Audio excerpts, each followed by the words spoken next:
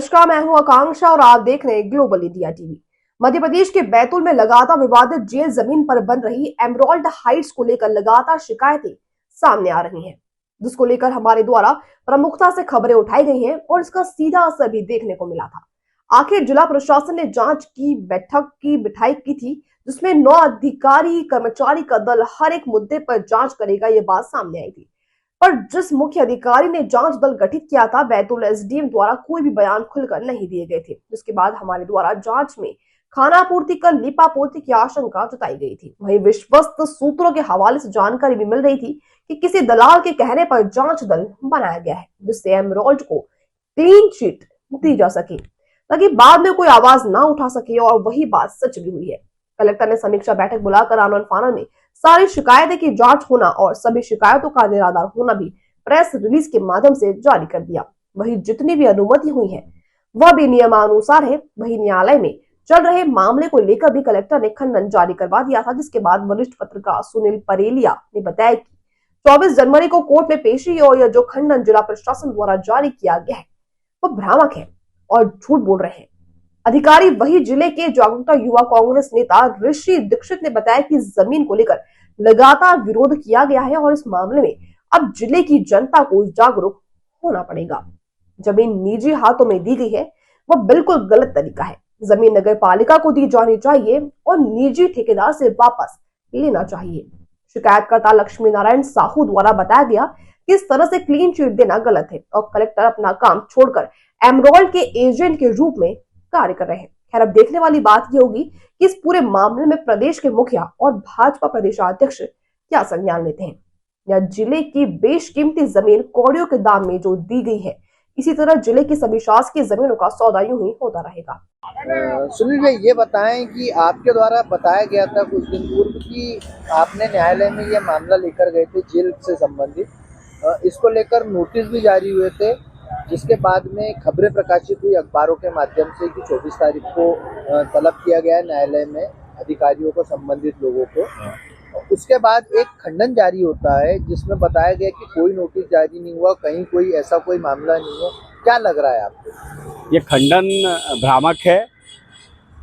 अगस्त 2024 में लोक उपयोगी अदालत द्वारा नोटिस जारी किए गए थे, जिसकी प्रति मेरे पास है, प्रमाणित प्रति मेरे पास है, और उसके बाद से लगातार उसमें तारीखें बढ़ती आ रही हैं। आज तक जवाब नहीं दी गए, किसी भी अधिकारी द्वारा जवाब नहीं दी गया है, और आगामी 24 जनवरी को उसकी पेशी तारीख है।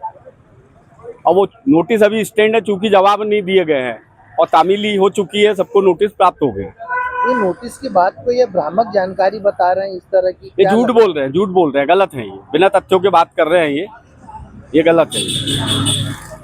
उसके बाद में भाई साहब, अब ये जो नोटिस वाली बात का खंडन जारी हुआ था, उसी के 2 दिन बाद ये जो जेल मामले को लेकर की गई शिकायतें थी, जिसमें विभिन्न बिंदु थे, इनको तत्काल पूरी क्लीन चिट निजी ठेकेदार को दे दी गई।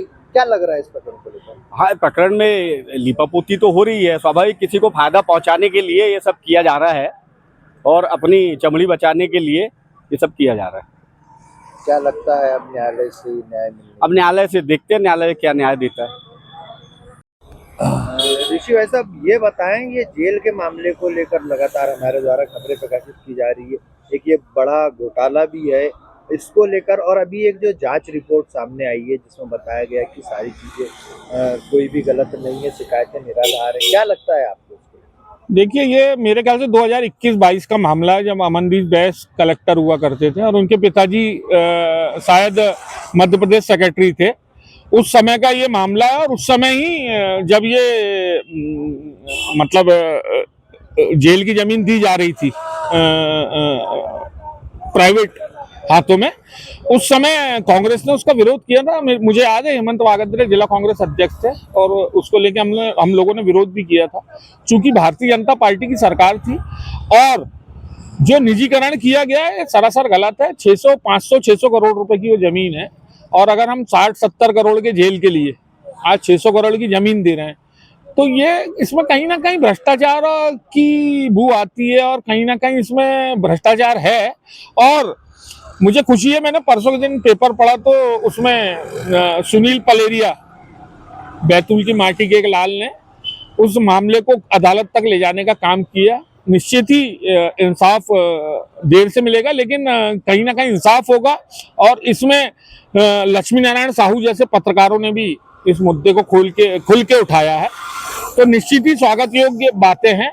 और रही बात प्रशासन की, तो प्रशासन को ध्यान रखना चाहिए कि जनहित से जुड़े मुद्दों को थोड़ा गंभीरता से लेना चाहिए। आज बैतूल की जनता कोई अंधी और बहरी नहीं है, उसे सब दिख रहा है कि कहाँ क्या हो रहा है, कैसा भ्रष्टाचार हो रहा है। और निश्चित ही इसमें जो लोग दोषी हैं, मैं इस वीडियो के माध्यम से निवेदन करना चाहता हूं ऊपर बैठे हमारे प्रशासनिक और राजनीतिक नेताओं से कि अगर ये गलत है तो इसमें कठोर से कठोर कार्रवाई कर उन्हें सजा दिलानी चाहिए।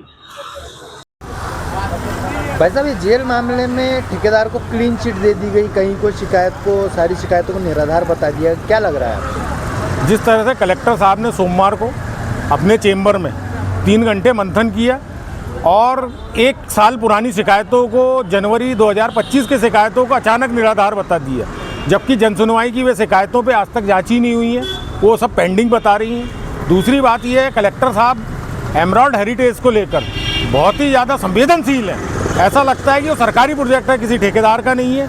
और कलेक्टर साहब की जो भूमिका है वो बार बार संदिग्ध नज़र आ रही है। कोई क्लीन चिट नहीं है, कोई जांच नहीं हुई है। अगर जांच है तो कलेक्टर साहब जांच प्रतिवेदन सार्वजनिक करें, जो उन्होंने समीक्षा की उसके मिनट सार्वजनिक करें। कलेक्टर साहब कुछ नहीं कर रहे हैं। कलेक्टर साहब एमराल्ड हेरिटेज के एजेंट के तौर पर काम कर रहे हैं, वो अपनी कलेक्टरी नहीं कर रहे हैं। अगर कोई कलेक्टर होता तो उसको एमराल्ड हेरिटेज के लिए इतना परेशान होने की ज़रूरत नहीं है। और उन्होंने एमराल्ड हेरिटेज को जो कॉलोनी विकास की अनुज्ञा दिलवाई है, वो सबसे बड़ा सवाल है। एक और उसकी जांच हो जाए तो दूध का दूध और पानी का पानी हो जाएगा। कॉलोनी विकास की अनुज्ञा, उनको कितनी ज़मीन वर्तमान में रजिस्ट्री की गई या ट्रांसफ़र की गई और कितनी ज़मीन पर कॉलोनी विकास की अनुज्ञा दी गई, इसकी जांच होना चाहिए।